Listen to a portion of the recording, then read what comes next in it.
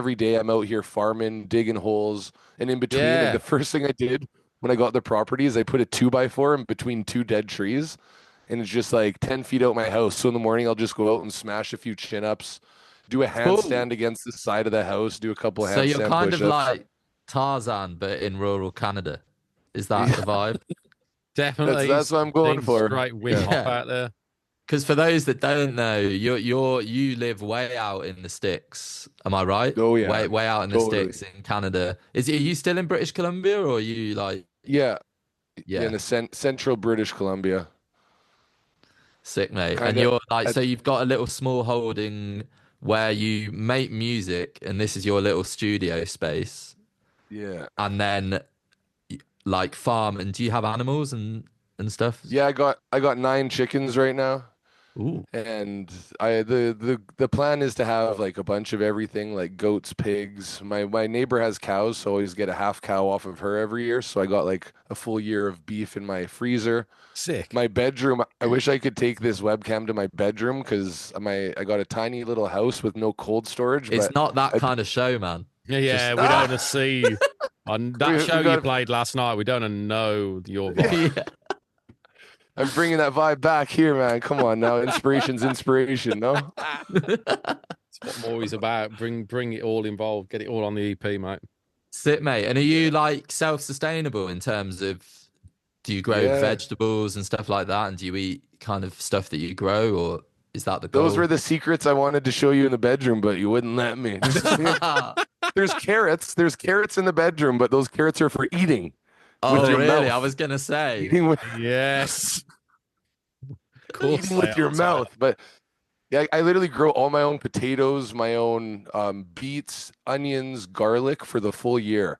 Like Sick. the last 4 years, I've ate all my own veg like that, my own squash. I got like 50 squash in a cupboard right now. And I Damn. do my own fermenting of like sauerkraut and kombucha and Ooh. fermented garlic and honey. What And about like kimchi and stuff like that? Do you? I made my first batch of kimchi like a month ago. Oh man, I love kimchi. That's so I'm cool. mad on too. Asian food. So like, But yeah. in terms of time Kimchi's management, rich. then he's like, you have to put a lot of time into that and energy. I'm guessing. Yeah, that's why I'm always just running around like a madman. It is like kind of psychotic that I chose two paths of life that consume 60 hours a week and don't have the craziest financial reward, but Yeah. it fills my soul and it's nutrient dense food. So it's like I So it you can so you get nutrient fulfillment from your farming, and then you get creative Yeah. fulfillment through your music. Brain Yeah. food from the music. Is yeah. that the vibe? That's the vibe. And it's brain food, even just working in the dirt in the garden outside. Like nothing No, I fills feel my soul that. more than just being in the forest and in the dirt. And And have you always been like out in the country, or is that something you've specifically chosen to do? yeah, it's what I've chosen. Like grew up in a city, and then Yeah. I moved to a small town where I started making music in Salmon Arm when I was 20. And then instantly went from hanging out with gangsters and people wanting to make money and do stupid shit to hanging out with farmers and musicians. And so we're products of our environment. And I was instantly inspired. There was my one friend, Thomas. I'm actually going to make pasta with his wife today. She's teaching me to make my own pasta. Oh, Sick. nice. But he brought me these dragon tongue beans, and they're like these cool purple and green beans. They're like look like they came from like a toxic waste plant. They're Man, so I've never even colorful heard and of that vibrant. before. Not many have dragon tongue. Look them up. They're sick. But yeah, that's basically the introduction to me farming. So I planted them, and then I turned my whole grass in my trailer park. My whole lawn turned into food because I'm like, fuck growing grass. I'm gonna grow food. And then I'm like, one day I'm gonna buy a farm. And then in 2021, I was able to purchase this piece of land. Got 6.4 acres, and it was all just forest. And I turned I took an acre and a half of forest down in the winter with my buddies with the chainsaw. Then got an excavator, pulled out all the Sick. root stumps, brought in 19 dump trucks of dirt from my neighbor's place, and then started proper farming. Little Wow. hobby So farm. you literally brought 6.5 acres, did you say? Yeah. And that was forest, so there was no house, or was there a house? There was this little trailer on it, but this trailer is like uninsurable. It's not registered. Someone just like came here to grow weed and just like, oh, I'll move to the middle of the forest and put this trailer and grow weed in it. and then I ended up getting it off them. So, Sick, but yeah, mate. it was untouched land, like raw land. Amazing. Because that was something I wondered is because I didn't know that you were from a city originally. I was wondering how you got into like urban music because it seems not that people who don't live in cities can like or make urban music. It's just obviously the two things, particularly with rave culture and club culture, kind of Yeah. go hand in hand. So I was just intrigued as to like how you got, what was your journey into bass music and like assuming that you'd always lived out in the sticks, but obviously if that was like a later development, that kind of makes sense now. Yeah, totally. I still didn't even really learn about bass music until I came to the sticks, but we have this place called 𝗘𝗡𝗶𝗚𝗚, Oh yeah. and it emanates everything of my being, just letting everyone be themselves, love everyone, take care of your community. Sharing is caring. It's really a beautiful place, and just the energy emanation brought me there, and I was a massive hip hop head. But I went there and I seen how beautiful the community and culture is, and the people and the even the depth of ego within the artist. It's way more gentle and chill. So Yeah. just kind of being around the community is what brought me more involved in wanting to be a part of the bass community. So was that going to 𝗘𝗏𝗏 just as a sort of going there for the festival, not performing and whatever? Yeah, like Okay. my first time was 2007, and I didn't start making music till 2010-ish. Yeah. So it was a good like 3-4 years of going before I even made a beat. That's cool though, Sick. having that Yeah. inspiration to move into that sort of area is sick. Because I was Yeah. going to say that like mirrors kind of your journey a little bit, Jay, because you were doing kind of bassline and speed garage and stuff, and you But really I was loved already it. But producing, so it took me down another path. Do you know what I mean? It wasn't like I went there and I thought I want to get into music. It was like it showed me a different part of the music scene and like the difference in people's mood and the well, community that's what I spirit. mean. Like you were Yeah, saying, what I was getting at is kind of you sort of said the bass music community seemed a lot more the things that Tyler was saying in terms of it being more community focused and less absolutely. Yeah, about ego and you feeling less on edge and more welcome. So it's yeah. just an interesting parallel between. Wasn't I was, moody and Yeah. just like aggy at all. It was yeah, and I loved it straight away. Those are that's why we've vibrated together, my bro. It's like Know it. always been homie to you, looked up to your music, but as a person too, it's like we got on that same mentality. Hell yeah, because we connected like what year would it have been when we started talking? yeah, I was interested in that. Probably about 2012, maybe 2011. It must have been. I'm trying to think when it would Wow. have been. Yeah, but me and Tyler have chatted on like through SoundCloud and stuff and DMs on Totally. there, and then yeah, It took us like a good 7 years till we actually met in person, but we like yeah. I did a couple of remixes for you, and we've been talking quite a bit. So it's Yeah, man. I crazy. mean, because we did, that's how we first worked with you on the Morii side was the remix you did for the Awakening album. And it It was was even so before sick. then. I did before we started. I think was I did it for Dank and Dirty Dubz. Yeah, we did that, Oh, but shit. for So, Maury, yeah, yeah. You'd done a remix prior to that before we started tune. It was like a Oh, free is like download the one. two name wrong? Yeah. Yeah, no, it was before we started, yeah. And Oh, then before we started. Yeah, yeah, that's the one, man. And that, yeah, that tune as well. Funny enough, the vocal in that is homage to my sort of days before ENiGMA Dubz when I was making speed garage and stuff. Because that vocal was a massive tune on the speed garage circuit. So Oh, cool. so I'd got that vocal already, and I was like, I'm just going to throw it on a different vibe. Yeah, wicked. Yeah, that one always meant a lot to me too. This was an honor to remix that as. I love when Oh the full hell circle yeah, happens with that stuff. yeah. And yeah, it's definitely. it's one of the requested tunes still, which I like playing. You know when you play your old Yeah, stuff and you're like, oh man, this does not hit at all compared to like the new school stuff.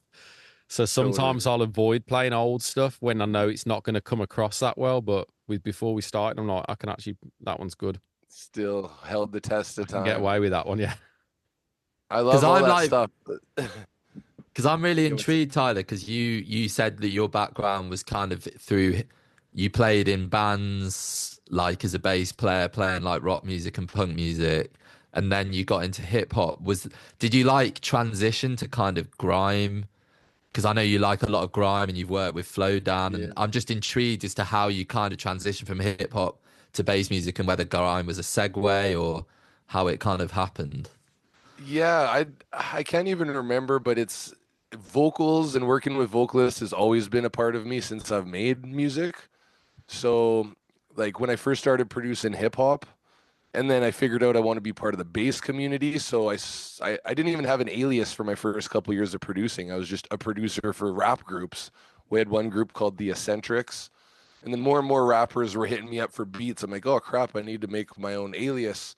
And then, oh, I hate working with these rappers. I want to make electronic music.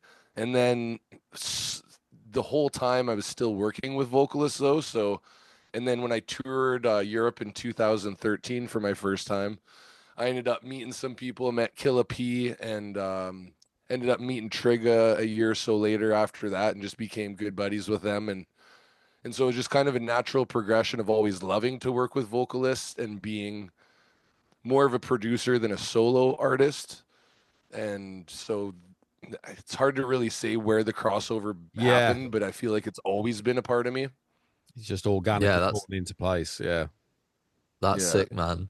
Because that's something sorry, what were you going to say, man? That's okay. Just, the amount of music I'm still putting out with these people. Like this month, I put out that EP with 𝗘𝗏𝗜𝗏, and then the month before with 𝗘𝗏𝗏𝗏. I got 3 new tracks with Flowdown. I got, honestly, like 60 unreleased tracks with 𝗘𝗣𝗜𝗏 when COVID happened, and we're both just like landlocked. You said you were saying, tour. Sick, mate. It's actually psychotic. Like, no, but it's good to love start. That's cool. Like, yeah. It's just obviously when the release schedule goes mad.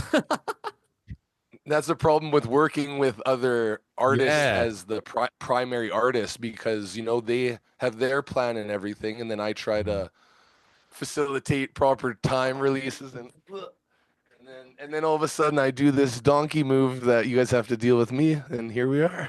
No, it's hard though. It's hard navigating the schedule if you're a prolific writer and you're always writing. Organizing it to the point where it all works is hard work, man. It took me a long time. It is, and like even when we started working together, because me and James were friends before we sort of started working together. Oh, cool. Sort of more formally, but like when we did, you know, you had different bits and pieces coming out. It was slow, like not like slapdash is the wrong word, but because it wasn't necessarily scheduled, it was like. We had to like get it under control. Exactly, man. The first 6 months we're getting the ship on track, and then it was like, right, we're in a good place now. Yeah. Nice. And then, are you guys giving some jabs there? Are those some No. No, but what I'm saying, no. Low key, Tom's I get it. Just saying, because I hated working with James at the start. No. Well, I'm drawing parallels between your guys' productivity, because I think I think you guys are actually very similar artists in many ways, in that you're very productive. You love making music, and you also, what I also found really interesting is you both are drawn to like the kind of melodic, expressive side, as well as the kind of colder bass, you know, harder beats, more urban and gritty. So I'm playing a lot of parallels between you and Jay. So it's a compliment, really, man. It is a compliment. I take that as a massive honor, man. You're one of my biggest inspirations. So yeah, big up. Well, that's sick, mate. Honestly, as Tom just said there as well, man, like doing this EP with you on the label has been a good way of shining that light on you as a producer and how versatile you are. Because when you sent those tracks over, no lie, me and Tom both listened to them and straight onto WhatsApp. It's like, these are sick. These are very cool tracks. Yeah. Next level, man. Yeah. I love the production. Yeah. Other people have messaged me. Do you know Squid, David from Columbus? Yeah. Yeah. He messaged me last week, just like, I finally got around to properly checking that EP. Wow. And it's just like, it's different. Do you know what I mean? It's not just like, do you know what I mean? You've pushed the boundary there. It's sick. Oh, thanks. Yeah. I appreciate that too. And it's cool when you make music from the heart and with no expectation. All like, I'm going to make a banger that everyone's going to play. I just create and express from my heart. And then I'm like, ego sets in. I'm like, shit, who's going to support Who's this? gonna Where's play this going this? to come Yeah. out on? And then all of a sudden you guys pick it up and it just reaffirmed that creating art from the heart just is the best thing we can do for ourselves as artists. I fully Yeah, agree, and definitely, man. that's part of the reason of the ethos of Morii as well. Obviously, we want the quality to be there. We want to make sure the heads in the scene still like it too, hopefully. But ultimately, it's the art first. Do you know what I mean? And like for the art, to be 100%. totally honest with it. And you can hear it as well, like when something is really genuine. And like with this, the expression is like next level, man. Some of the sound design and the synths, and I love how organic it sounds. I mean, talk us through your kind of process. Well, not process is the wrong word because it wasn't a process, but like how you, because it kind of just came out of you, right? Is that fair to say? It was, that's literally just what it was. Like I went into the studio with this thought process. I'm like, I haven't been inspired. I've been really down for a while and just had no energy in me to do anything, no creative. And I started to regain some momentum in my healthy thought processes. And I'm like, dude, you love making beats. It's kind of like we're talking earlier about not having time. We're always saying we don't have time. No, we just choose to not make time. So I just forced myself in the studio every day for like a week. And I said, don't finish a song. Don't write anything that you have to write. Just get in there and write, express, make a cool synth and get on your keyboard and jam for 30 minutes, hit a melody and run with it. And it was literally just the most organic, free flowing. And it was like, oh, just like write an idea a day. Well, I literally almost wrote those whole tunes in a day. It was like, and not even a day, within a matter of hours. Because when things come together, when the flow state's going, it's a real thing, man. It literally falls into place, doesn't it? And you can really feel that. And like, I feel there is a connection between the tunes as well, because you sent them to us at the same time. Well, the first two you did anyway, Feel Myself Again and Wanna Breathe. Yes, They were very much like a pair, and you kind of feel how they work together sonically and in terms of their kind of vibe and like harmonic structures and loads of, do you know what I mean?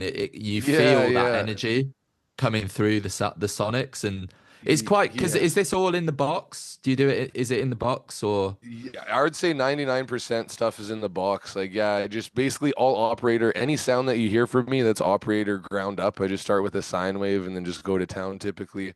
Even Sick. I've never used my own operator presets. Because it is so mad, isn't it? That even like it's just you can feel that energy, even though it's all digital. It's just crazy, isn't it? Because I'm fully in the box as well. There's nothing that I use outside the box. I don't know if it's the same with you. Partly it's finances as well, because some of this gear is so expensive. However, workflow for me, I just find that the least I've got to do to make a sound happen, the better the ideas just flow and nothing stops the train then. Do you know what I mean? Totally. And that's what I like about Ableton, just to begin with. It's 2 clicks to do anything. Whereas with other DAWs, I find it's a bit more programming and routing and this, that. Whereas more clumpy as well, boom, boom, automate, boom, boom, go. And then, the same with just the ease of not having this analog gear, recording this, that. Like, I do love it when I go to studios, get my hands on, but I love just being able to flow. It's super important to my process. That's it, man. So, I mean, to give people a bit more context, so this was during kind of lockdown-ish time, and that you were finding it, was it because you weren't able to go out and DJ and? Yeah, well, I mean, I had a tour. I had like a tour across Europe and Canada, America with Flowdan. We had like 𝗘𝗏𝗏𝗏. We were like, literally, we just wrote an album in 2019 and we're sitting on it. And then lockdown happens and we're sitting on it. And then we ended up releasing it and changing the name to No Celebration, because we're both just so butthurt. Like, wow, we had a world tour with this album. Shit. So bummed. And then just sitting there. And that's when I wrote 80 songs with 𝗘𝗏𝗏𝗏. And at first it's like, oh, nice. We're not touring. We got time for the studio. And then it's like, okay, I lost my career. I lost every bit of income. When's it going to come back? I started working at a Vietnamese store and at a wood mill and just trying to make things work. And then just every piece of me disintegrated. And then I bought this farm and it's starting to come back. And then my dog dies, who's my best friend. And then my partner that I bought the farm with, that I thought was my lifelong term partner, she left. So it was like literally hit after hit. And even after I had 2 cents of being able to rebuild myself up, I just could never get to that full back to being Tyler again. And then about a year after my partner left she left in 2022. So this must have been beginning of 2023. And I just started to feel myself again. Haha, hence the song Feel Myself Again. Yeah. And even my buddy Dylan, I was saying I've been going to the gym with him, like my best bud, and he looks at me one day, he goes, "Dude, you're Tyler again." I was like, you know what? I have been feeling like me That's again. sick, man. That's sick that he recognized that as well. Yeah. That's a good friend there, man. That can see. And that's someone who's he's stuck with you clearly through. I mean, that's what best friends do, but you know, that's heartwarming as well. I got half the reason I love where I live is because I'm around him and I'm around his whole family and community. And like tonight, I'm going out to have dinner with him and his mom, and like we do like weekly dinners. And I'll come home from my tour, ratchet out of hell, and they'll be like, "Come on, you don't need to bring anything for the potluck. Just come eat with us and go home." And then even the other day, I came home and Dylan's like, "Yo, like when do you land? Just come straight out to ours." I'm like, "I'm pooched." She's like, "Okay, I'll be by tomorrow and I'll bring you leftovers." Like just straight real shit. Oh, man, nice. So when did that creativity happen? Around that time, 2023? 2023, 2023, February-ish. And then I started to see this girl and then started to fall in love again, because obviously I'm loving myself, so I'm attracting the right energy and the right people. Yeah. And then I don't know what, like, do I have to keep this somewhat PG or can I be full real? Or whatever you want, I don't know about the swingers club shows and all that. Yeah, I don't. Maybe if it involves toys, you know, we don't need carrots. Don't know what they're going with the carrots. Yeah, whatever the carrots are going on in your bedroom, man. I don't. You're never gonna eat those carrots now. You're never gonna look at the meals I cook for you the same. Abstract carrots, don't buy them. They're not clean. Yeah. Maybe you should do a collab with Infect. Yeah, because he's big on the. He's on the veggie. Carrots. Yeah, the like you know what I mean, the cartoon veggies, and it could just be a big carrot. Yeah, Abstract Carrots, Volume 1. Promiscuous carrot. Yeah. No, you don't have to. You don't have to be PG with it. You can. Go.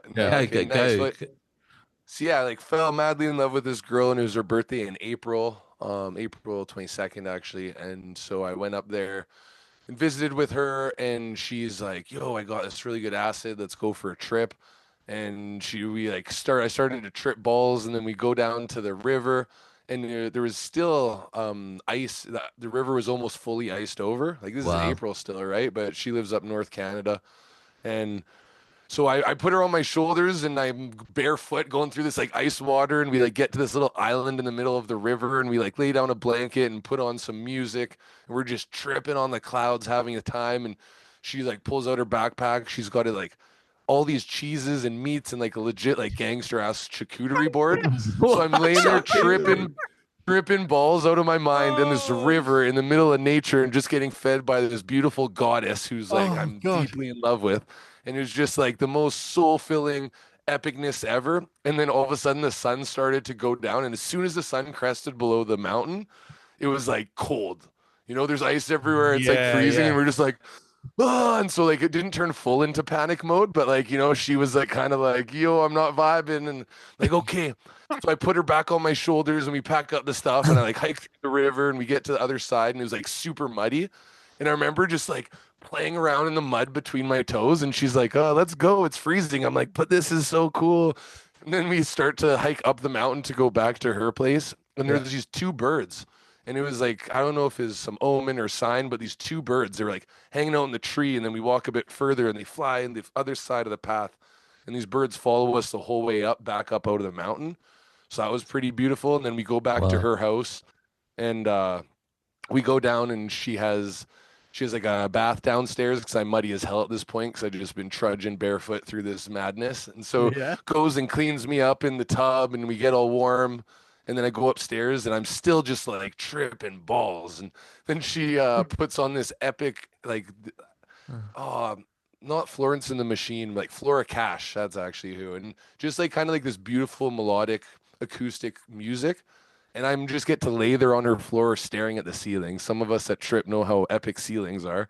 So I was just like laying there having a time, and she cooked me salmon and made this like beautiful meal, and then we started making out and blah blah blah. All these things happened, and it was like my revelation of it is like not only am I coming out of my sadness, I'm finding myself. I felt like everything was the first time. It was the first time I was in a river, the first time I Yeah. seen trees, the first time I've kissed someone, the first time I've ate food. And so I felt like a reborn baby. And I knew from that moment forward, I was like, I'm going to write a song called First Time. I'm going to go and write something that is just this rebirth of me. And so I went home a week later. I was up there for quite a bit. So it wasn't like that day I went and got that inspiration out, but I let it stew in me. And then I came home and then wrote this song, and I started to write. And I'm like, this song has to be a journey. This isn't just like a 3 minute or 2.5 minute, whatever. I'm like, this has For to be real, the man. full rebirth. So you go through the tumultuousness, you come into the beauty, and you go into the next.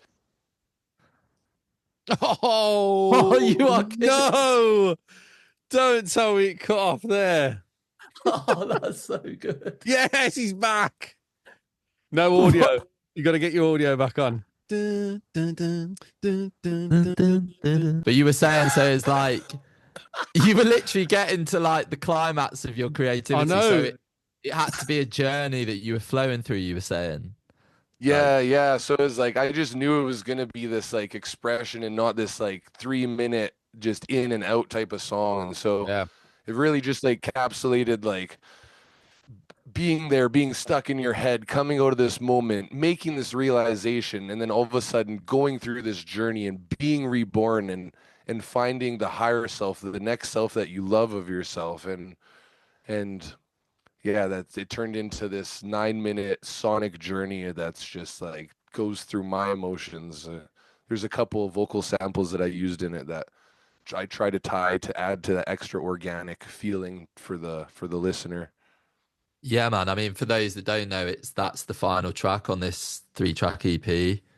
And it's cool first time, as you said, and it's just such a stunner. And is it different to anything you put out before? Because obviously it's got a more kind of electronica pulse, like a 4 to the floor kick at times. And Yeah, so that's the first thing that's different. I don't think I ever make 4 to the floor. Like I am such a broken beat guy. I don't care if I'm making a house track. There's going to be a broken kick somewhere in that phrase, and which probably makes it not house. So, but no, but yeah, if that's you look breaks, through my man. discography. Cool. That's called breaks. Oh yeah, because I'm you're breaking it, Motherfucker. you bastard.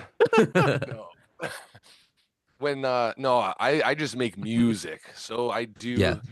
I would like to say it's one of a kind because I've never made anything like that. I've never been inspired like that, but I definitely put out a lot of music that is a one of a kind from me. So Out of interest, probably from you telling that story, you know, with the actual track First Time, does that reference points of the journey down into the forest and being in the middle of the ice lake, or is it just, do you know what I mean? Well, I mean, the whole thing is referenced from the whole journey. So I guess to say that I wrote with intention, being like, oh, this is the songbirds that followed us that represent love. That would be a lie. But the whole memory of the whole journey is that song is that day for me.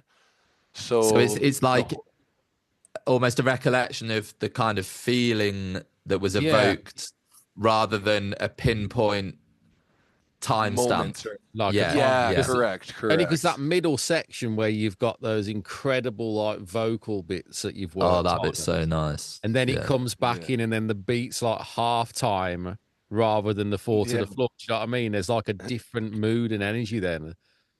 And totally. It's like climbing back up again. Do you know what I mean? It's just like, yes. Totally.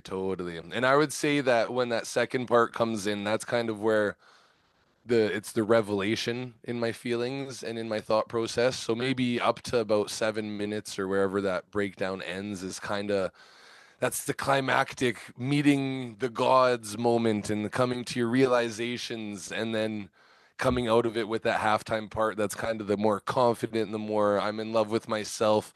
I see the world in a whole new eyes type of feeling. Just like, yeah, That's sick. That's sick. yeah. Really cool, man. What a Well, I story have to that is. I say, love that. yeah, well, I was just going to say, it's like it's an honor to have helped in a small way, sort of get it out there. And obviously, yeah, I mean, by the time this comes out, hopefully people will have listened to it. Yeah, and are you excited? Are you excited for people to hear that? Because it's something. So excited. Yeah. Oh my goodness. And like the one thing that kills me with being a super productive artist is sitting on hundreds of tunes, and I make shit that I'm so proud of, but if I just put it out tomorrow, they would get no plays. And not that I'm here for numbers and clout, but I want my art to be experienced by people. I want to invoke emotions and feelings in people. So my biggest worry when I finished that was like, okay, who the F is going to listen? Who's going to put it out and support it? Who's like, the ego took over. And even though it was one of my most proud pieces of work, maybe even most proud at that point, it was like, what the F? Yeah. So I'm so hard, excited that not only it's coming out, and it's coming out not in 10 years. Some of my music comes out, it's like 7 years old, and I still love it and proud of it, but like this has a relatively short time period in which it was completed and gonna be released to the world. But interesting as well, because I'm very similar to you in that regard, because we're both like constantly on the move creatively. I'm constantly ready for the next idea. Sometimes if it takes a while for an old tune to come out, it's not that you're over it, but you're already somewhere else mentally then. And it's like, I'm invested so heavily in something new now. I'm like, damn, I can't get back there right now. Do you know what I mean? Literally it. That's literally it. And even with like playing tunes out, like on a more dance floor side of things, it's like I make a dub, I play it for years, and then it finally comes out, and like I don't even want to hear it. Like just like it's like I'm like embarrassed when people play it. I'm like, oh, this one. Yeah, exactly. Like, no, that was last year, guys. Come on, get with the program. Totally. Yeah, man. That's the funny, like, because I get that because I'm a musician as well, but obviously from the like industry side, like. It is difficult because you have a burst of creativity. You love the tune and you play the tune, but it's where you try and bridge the gap of how you can help that tune reach more people while still the artist feeling connected to it. Do you know what I mean? Sometimes that can be a bit of a push and pull dynamic. Absolutely. You know? Yeah. So I feel you. But hopefully with this one, you feel like it's kind of like flowed and the campaign. Oh my God, you guys are meticulously amazing with all those efforts, and even just how the songs were written organically. I feel like our connection and you guys signing it was organic, and the flow of the timing, like everything's just been so cohesive to what this album means to me. So it's like literally couldn't be more perfect. Well, that's sick as well. We're really trying with Morii to like work directly with artists through the whole campaign rather than it just being you give us the music, we'll put the schedule together, this is when it's coming out.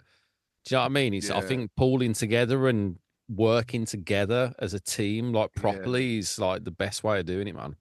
Definitely. And that kind of extends to, you know, obviously involving Jess as well, because that is really cool. Because like having her do that video, which was just an idea I sort of had of this, like a dance, could feel myself again so expressive. I just had this vision of like, and then the fact that you had a friend who's an incredible dancer and she was up for doing it, and then that obviously helped inform all the aesthetics for the campaign and the release. You know, it's really cool. That was a very organic process as well. Totally, just more of that sugar on top, and how you guys got her involved. We're all in these chats every day, like.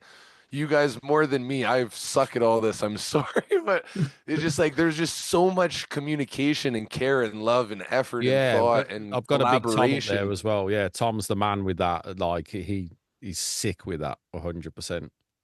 But truly I mean, amazing. With Jess as well. So what's your connection with Jess? So like, hopefully people have seen, but the video for Feel Myself Again, she did an incredible kind of dance routine it's not really choreographed, it's just her expressing herself in a beautiful natural location. and that helped us do the artwork as well. But like, yeah, how did you meet her and like think that she might be cool for this project and be down for it? Yeah, so like in the well, so I first seen her dancing at a festival. I think it was Curiosity Music Festival back, I don't know, 10, 14 So I years don't know why ago. I'm laughing just because it's Yeah. conjuring many memories. Yeah, because you are. It's like going down memory lane, but it's Yeah. actually it's crazy because you go to UK, like even though it's sound system culture, when you come up to Canada, there's a lot of visual arts that go with it. So Mm. it's not just like sound system in a dark room. There's lots of production in the stage. There's lots of dancers and fire spinners and whatever. Yeah, But same in the States and in Canada. So yeah, different how it does it in Europe and the Yeah, it's UK. true. Well, with the so exception of different. maybe some bigger festivals, but that's more less on the bass side. It'd be more kind of more just general electronic festivals, Absolutely, really. yeah. Yeah. So like the thing with, and like I don't mean any harm or anything with my words here, but sometimes the visual and the performance aspects don't relate or resonate with the intention I'm trying to do with my music and my sound. And so Feel that, actually on my mate. Yeah. contract, it says that I don't want performers on my stuff. And it says if you want performers at these club gigs or festivals, they need to be okayed by me. And there's lots of talented people out there, but it just isn't for my music. And so there's never any bad intentions, or I'm never looking down on someone's art if I don't want it to be in showcase with me. But Jess, oh, I'm gonna brain fart this for a second, but she has a crew of girls, and then there's another Electric Collective. It's this girl Carmen Electra. There's basically these two crews that every time I see these girls dancing, they are so artsy and creative, and they're adding to the element. It's almost like when we're talking about like thrash metal or like really loud dubstep, how there's just everything's loud and there at once. And it's the same with these performances sometimes. They're not adding a cohesive piece to this full on journey for the audience. Yeah. But Feeling the Jess and her different crew, ups and downs of the and yes, dynamics. Yeah, yeah, yeah. dynamics. I Yeah, see what like you're getting off saying. stage for a second, letting their 10 be 10 minutes with no lights on and no nothing, and then popping up with the drop and doing some crazy thing with this wild mask and actually doing a routine that's like a play or something. And Jess and her homies, like I admired before I met her. I just seen her on stage. I'm like, God damn, what a talented, artsy, expressive person. And I just like fell in love with her as an artist and as a person. I was just like, holy crap. That's So sick. so it all started with seeing her. And so like when I play at 𝗘𝗏𝗚𝗓 and I played at other festivals around, like I basically request her homies, and then Carmen and her crew. So That's really sick, man. Because I think you're right to do that as well. Because Yeah. ultimately, the stage and whatever is happening visually, whether it's performers or just the AV, you know, like it is an extension of your music. Do you know what I mean? And you need it to be fully. cohesive. So I actually really respect that you do that. Like, Yeah. Thank you. Yeah. No, I fully agree with you. Yeah, you want someone to experience the art and the music in the best possible way, and if the visuals are disjointing from that, it's like, damn, they're not possibly getting where I'm coming from here with this music. I Yeah, seen this one. I was at. I'm gonna not name it, just so that no one feels bad if they yeah, see yeah, it. still. But I was watching this one set of this artist that I really like, who plays similar music to me, and we're in the crowd, massive crowd, and it's like the most like deepest, like tribally, like fire dancing song, and it's just like strobe lights, oh, and then yeah. like 2 seconds later, like the greenest light you see into the reddest light, and just like blah blah blah. And so me and my friends like. I like pretended to pick up a walkie-talkie on the ground. I'm like, "There's not enough seizures in the crowd. I need more strobe. I need more strobe." It was like almost like instantly, it just like went strobier. Then Oh my my buddy grabbed god, the it just fake happened. walkie-talkie out of my hand. He's like, "The lights are too dark. I need them greener." And it just like so blinding. But it was like literally took it away from this epic Yeah, experience to making it this comedy experience. And I mean, there's probably going to be a seldom amount of people in the crowd that are even conscious of knowing how this is going to be affecting them in their journey through this experience. But so true. Yeah. Yeah, man, yeah, 100%. So But that's how yeah, you like line up that's with really Jess cool. then. Your backstory with Jess as well. Like, and yeah. were you sort of did she kind of deliver what you'd hoped, or like were Oh you? yeah, yeah. She came through tenfold, and it's like she never disappoints. Like one time I played at Chamblot at the Village, and she came there with 200 clown noses, and then she painted her face all crazy and her crew, and Damn. like forget if they had a mask on the back of their head, but they would like turn around and like act like they're like another character, you know, with that mask on and have their Yeah. hands backwards, turn around and be all crazy and like they're just so artsy and crafty and do their own outfits. And like I've played all over Canada with her for over a decade. So And she's I I'm don't having a even brain fart here, but remind me of the videographer. Who's the Yeah, videographer? that was what I was Iris. actually just looking up. I was trying to do it Nice, yes. slyly. Is it Iris? It's Iris. Iris. But I Yeah, because like, she. Yeah, she crushed it, man. Like when the Oh footage man. came over, me and Tom were just like, "Oh wow, this is going to be a pleasure to work with because it's Yeah, because so like the well quality of the framed." shots. Yeah, there's the color grading already. Like even Yeah, raw, even though it was was just like, completely damn. flat, it was completely flat, and it already looked incredible. The only that's thing all was the science. file sizes were just absurd. I was gonna Oh say. man, Yeah. we had a game with that. Oh, Yeah, like I ended up having to download onto a hard drive because Jay's internet is a whole pile of shit. it was a whole pile of shit. He's led Me me and to Jay Hey, have who's to our having upgrade it. we have like Yeah. internet battles now because Yeah. for ages I had terrible internet He had the and Jay worst used to just internet. he used to just rip me for it all the time. On It call like to the impact- publisher, I'll be like, "Sorry guys, Tom's dealing with the worst." Like, yeah, the reference points here will be over your head, Tyler. But I'll be like, "Yeah, the worst supermarket you can imagine." I'll be like, "That's where Tom gets his internet from." Yeah, just terrible. And Oh, then I like was like, right, fuck this. Yeah. So I got hyper optic installed, which is like full fiber, and it's absolutely rapid. So now I'm the one holding all the cards. Yeah, so when I came to download those video files, I was like, "Don't worry, I'm going to do that video edit on the Tuesday." Click download first thing 6 in the morning.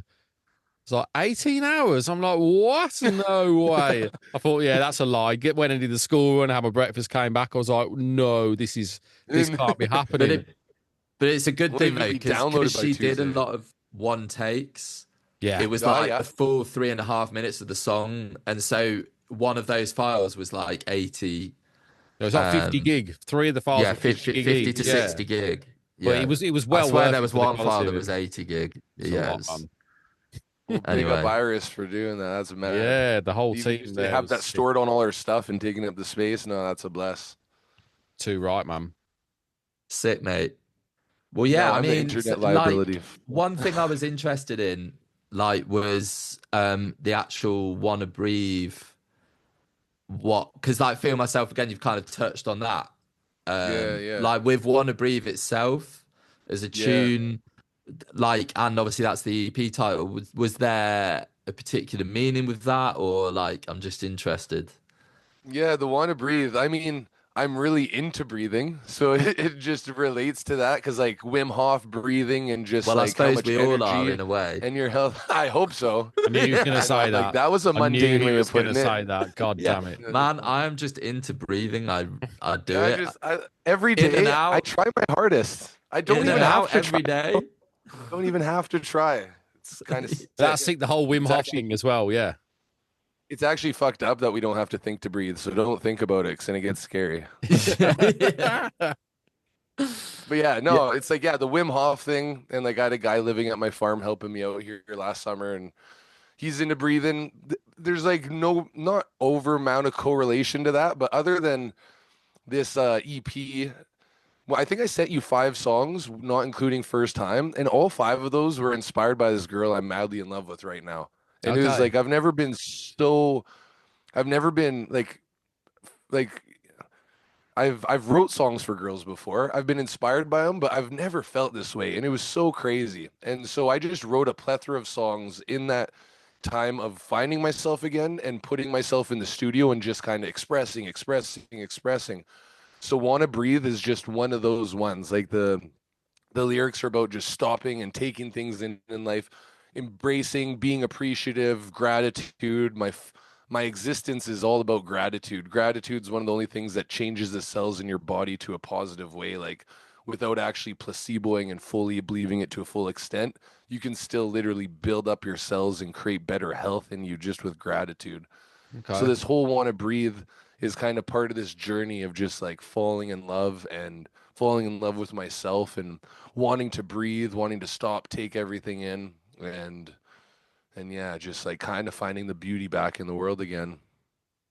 That's dope, Sick, man. man. I love the whole subject That's matter behind the whole EP. I yeah, think it's great. really cool, man. It's yeah, as I say, it's a stunning track as well. Like, and it works so nicely after Feel Myself Again because it's almost a bridge between Feel Myself Again and First Time because it's a little bit more ethereal. Do you know what I mean? Yeah. Yeah, Yeah, it's actually like a perfect tie together. It is. It is the bridge between them for sure. Yeah. nice, mate. And And then like, just a straight. quick, boring question. Well, not boring, but more technical, I guess. I really love your drum sounds on this because it Nice. sounds kind of really organic, but the kick and the snare still really hit. And like, I know you've played particularly Feel Myself Again out a fair bit. So like, what was your approach to the percussion out of interest? Was it to try and still make sure it worked on a system or? Yeah, like I mean, kicks and snares are prominently what are the driving force in my mind subconsciously in songs. So I Yeah. think that that's a typical strong suit of mine without even attempting to do that.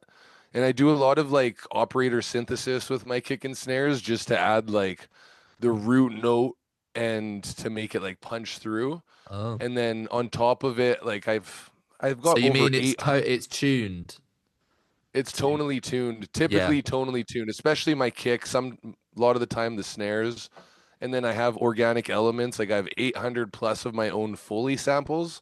So everywhere I go, I hear them like, "Oh, I just installed a new gate on my chicken coop," and I close it. I'm like, "Oh, I've never heard that knock before. It's just like a different kunk."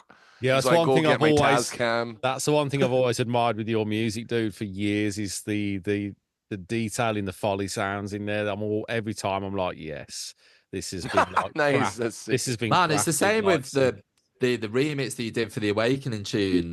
Yeah, with yeah, and oh god.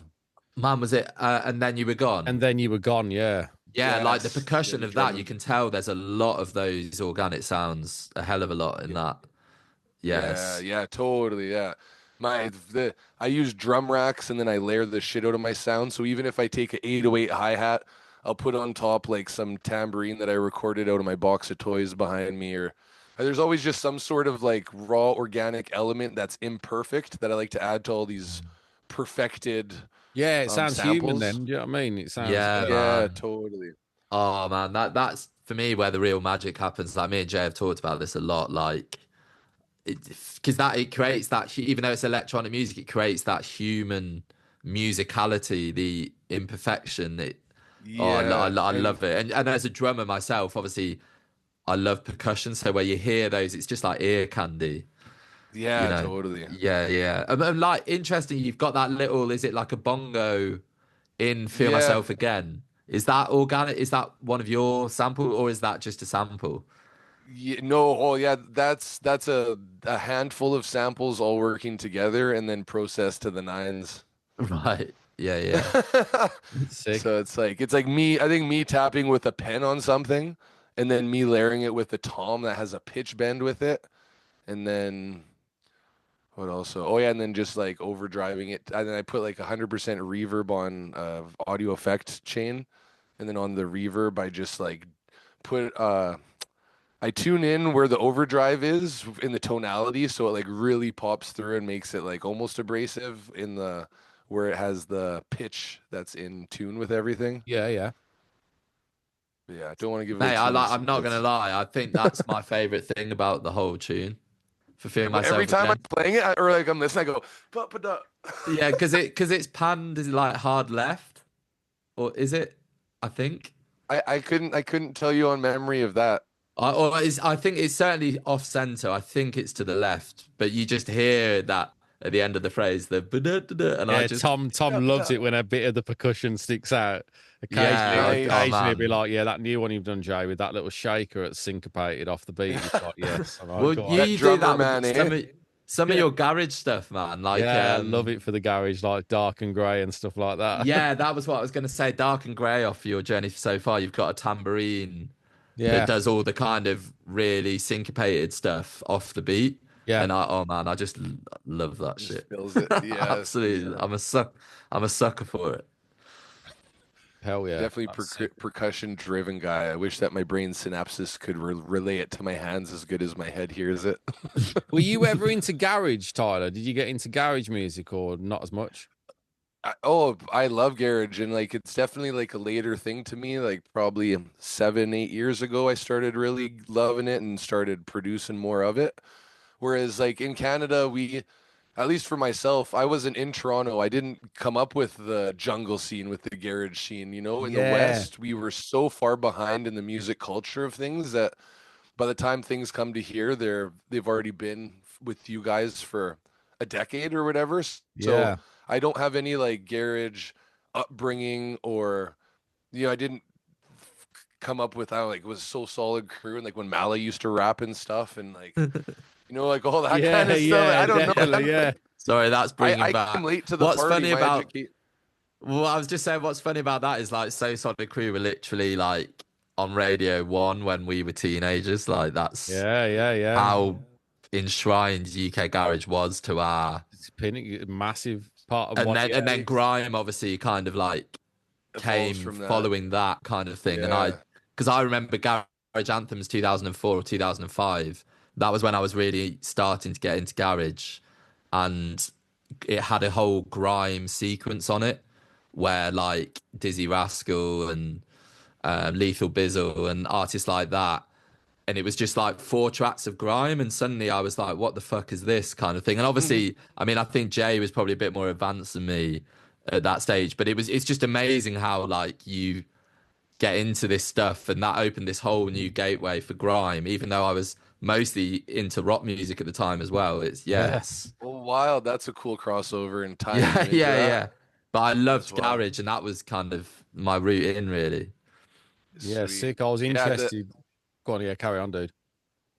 No, I was probably might even answer that. It's just amazing the different countries and even the areas of our countries and the way that we're educated through music and the culture of music and everything. Because like my journey into a lot of this stuff is completely foreign to you guys and vice versa, and it's quite amazing definitely. how a lot of us it's even that is because it was all... like, as soon as you mentioned So Solid Crew, I just think of listening to 21 Seconds to Go on the school bus, because Radio 1, when I'm like 13, 14, that was just what was on Radio 1. Like, it's crazy to think, really. And also in Birmingham, like some of the pirate stations were just unbelievably good for grime and garage.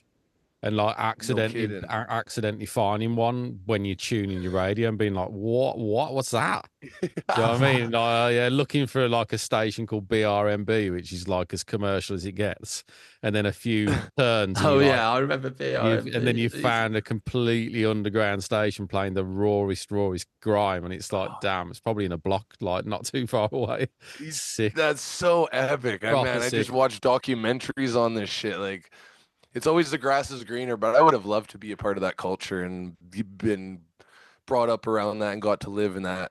Yeah, it's exciting. I was alive in that era, but it is cool. But I also think there's something to be said for it, and this is something I think, Jay, you've experienced a little bit, is that I think the UK sometimes eats itself a little bit because of the history and scenes, and people get very pernickety and gatekeepery. Whereas I think artists that are able to come without all of that baggage can kind of just listen to something and go, oh, that's cool. And then I can just put this spin on it because I'm not trying to adhere to certain rules of a scene. To be cool with it or anything like that. It's just you see what I mean? Yeah. So in some ways, 100%. It's a blessing. Do you know what I mean? Because I think a lot of producers get lost in their own heads because they're like, oh my god, right, I have to conform to this formula. And obviously some people then break that formula, and that's how scenes advance. But do you see what I mean? It's interesting how you can 100%. Come at something completely fresh because of it, kind of. 100%. Well, less tainted or whatever, for lack of a better word. The reason I was thinking about garage is, how are you connected to Zed Bias? I was interested coming nice on. Segue. Nice segue. Coming on to the remixes when you were like Zed be down. I was like, damn, because for me, Zed Bias early days of garage, Neighborhood and stuff like that, man. Neighborhood is an anthem, like Yeah. Dude, totally. And there's this a tune called Spare Ribs that you guys probably won't know, but man, it's such a tune, and it's 𝗘𝗏𝗚𝗏 on the buttons for that. And those tunes for me were like proper journey into electronic music. So how did that he seems like such a top dude as well. We've been chatting a bit on email. Insane, man. Well, I'm gonna do a segue to your segue, because like basically half of the people that I've met post 2019 have been all through 𝗘𝗏𝗚𝗏. But I was, and like this is just like also being yourself gets you the places. Like that's why I'm homies with 𝗘𝗏𝗏𝗏, 𝗘𝗏𝗜𝗏, like all these like dope, hard as fuck, but real as fuck people. And some people might meet some of their idols and like act a little weird or this, that. I'm always just unapologetically myself. And you just find other people that are unapologetically themselves. And they're like, this motherfucker is real as hell. There's no snake in the grass. There's nothing to like try to decipher through here. Yeah. And this just shows like my lack of knowledge towards some of the shit. Like I was playing Outlook Festival, I think in 2013 or 15. I skipped a year there, but I get on the artist bus and then I'm taking the artist shuttle to go play the Void stage, and sitting beside this dude. And he has a shot eye out, and I look at him. I'm like, "Yo, man, what's your name?" I'm Tyler. He's like, "𝗘𝗏𝗏𝗏." I'm like, "Yo, Trigger, nice to meet you. I'm Tyler from Canada." He's like, "No, blood, 𝗘𝗏𝗏𝗏." I'm like, "Trigger, oh yeah." He's like, nah. Takes my phone, writes it in his phone, and 𝗘𝗏𝗏𝗏. I'm like, "Oh, 𝗘𝗏𝗏𝗏, yeah." He's like, "Send me some beats, blood." I'm like, "Oh, sick, all right." And so like just right off the hop, with like I'm with one of the dons of the scene, and just being like, "Oh, Trigger," my dorky ass Canadian accent, and we're just laughing our faces off and just like have a real human one-on-one time. And then fast forward a few years later, and this is when COVID just happened, and me and Triggs was writing tons of music together, and I'd be going to bed. He's like, "Who do you want to collab with tomorrow?" I'd be like, "Oh, 𝗘𝗏𝗏𝗏." Wake up in the morning with vocals from 𝗘𝗏𝗏𝗏. "Oh, who do you want to work with tomorrow?" DRS. "Oh, got vocals from DRS." Oh, sick. Oh, yeah. He's like, "Oh, I used to be in this crew Mad Again with Specialist Moss and 𝗘𝗏𝗏𝗏𝗏. We should rebirth that and get you involved." I'm like, "Okay, sick." So all of a sudden I started writing tunes with 𝗘𝗏𝗏𝗏𝗏, Specialist Moss, and 𝗘𝗏𝗏𝗏𝗏. And then through that connection, like I wrote tons of tunes for Specialist, and me and 𝗘𝗏𝗏𝗏𝗏. This is another sad thing, because like this must have been COVID already happened, but me and Zed wrote 4 songs together, and he was going to put out his debut album. And we're just like, after 25 years of producing or whatever, full length album. And we're just waiting. And then here's 4 years, 5 years later, and those tunes still haven't come out. So I'm still sitting on a handful of tunes with Zed, but through that time we've just become homies, and I've done some remixes for him, and he did a remix for one of me and 𝗘𝗏𝗏𝗏𝗏's tunes, Paper. And so he's just been like a homie. We chat all the time. We actually have one of our songs coming out at the beginning of February. Oh, finally. Wow. Awesome. This is with this other English singer from Northern Manny. She's like near Manchester. I forget where, but her name's Amber Prothero. And the song's called "Wanna Go Deeper." And we got like a UKG radio hit. And then there's like a speed garage version that he cooked up within like the last month when we decided we're going to release it. He's like, "I need a dance floor banger version of this." So yeah, and he's just like, "Yo, T, whenever you need anything, just hit me up." So when you guys are like, "Oh, let's do a remix," I'm like, "Yo, Zed said that he's here whenever I need him, so then I could use the man right now." So I hit him up, and he's like, "Give me 6 days."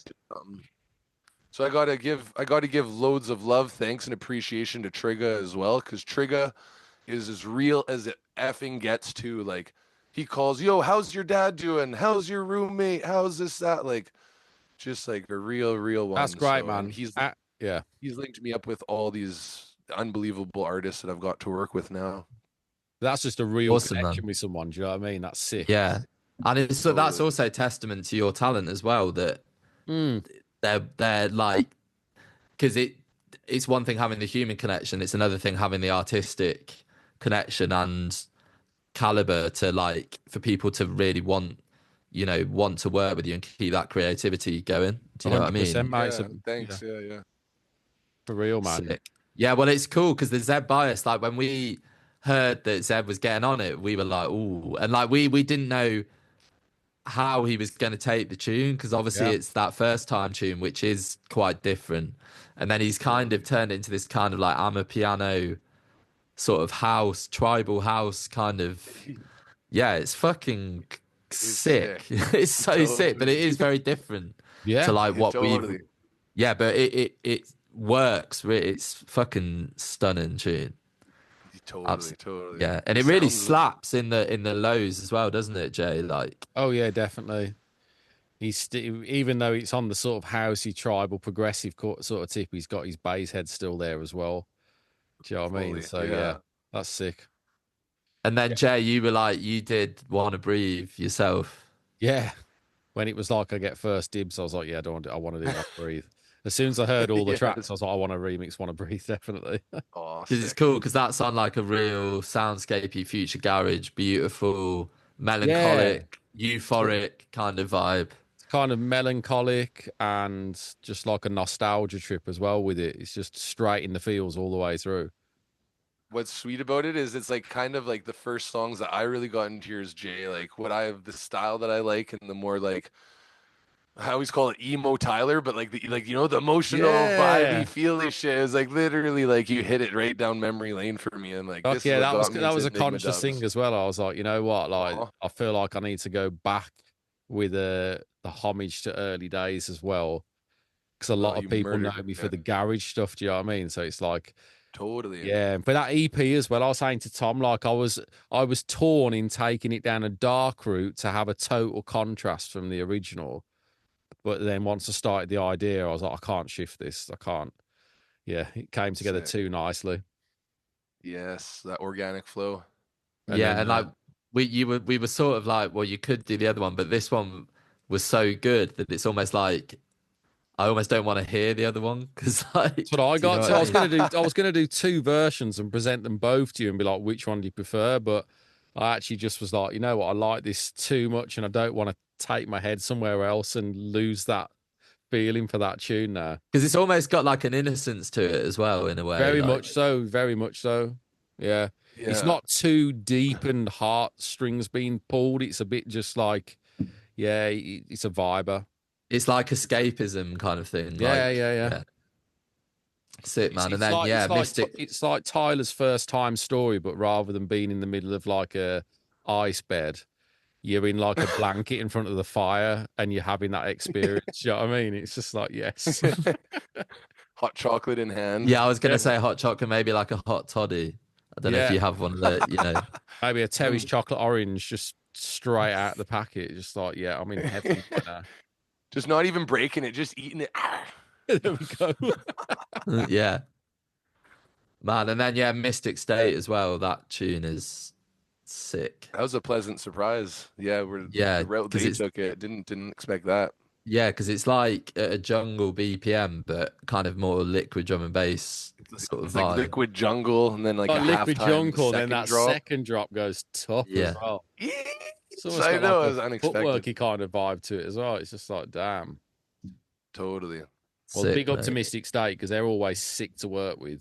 Yeah, had them involved. Such talented producers as well. Yeah, big time. And they actually take quite a similar approach to you as well. I think, Tyler, like in terms of their production style, because there is always that kind of organic feel, you know, musical feel. Totally. And they go dark as well still when. Oh yeah. And then they, but like particularly percussion wise, I think there's always, it feels that their percussion choices have an organic element. Yeah. Sick, man. Well, yeah, I mean, like, we've covered a lot of ground there, man. I know, yeah, we've been through the whole lot. We've been great. But thanks for staying up late for me, boys, and waiting on my late ass. But man, it's been a pleasure to chat, and yeah, I'm excited for the release, and also for people to like hear a bit more about the story behind it. And yeah, man, we're really proud, and I'm certainly really proud to be a part of it. Thank you very much. I appreciate it. Yeah, big up for bringing the material onto the label and trusting us with it, and for just doing definitely, man. Yeah, and hopefully it's the first of many. Yeah, boys, it's gonna definitely. And by the time everyone listens to this, this will be a post release. So yeah, I'm very, very excited for people to hear the first time story. Honestly, that Yeah, is such same. a story. That is sick. Because like we thought it'd be cool if this came out after the release, so people can listen first without being influenced by any way, and then do you know what I mean? That's how I was going to say. Perception of art. That's the way that we've had it, because I didn't really know the depth of that story until now, and I've heard that track many times, and now I'm going to hear it again. Just gives it another dimension, but people can kind of listen to it innocently and then sort of, do you see what I mean? That's cool. Totally. Well, yeah, awesome. Go and enjoy the music, people. Big up to Tyler. Abstrakt big Sonance, up, man. the man. Yeah, the myth, the legend. Thank you.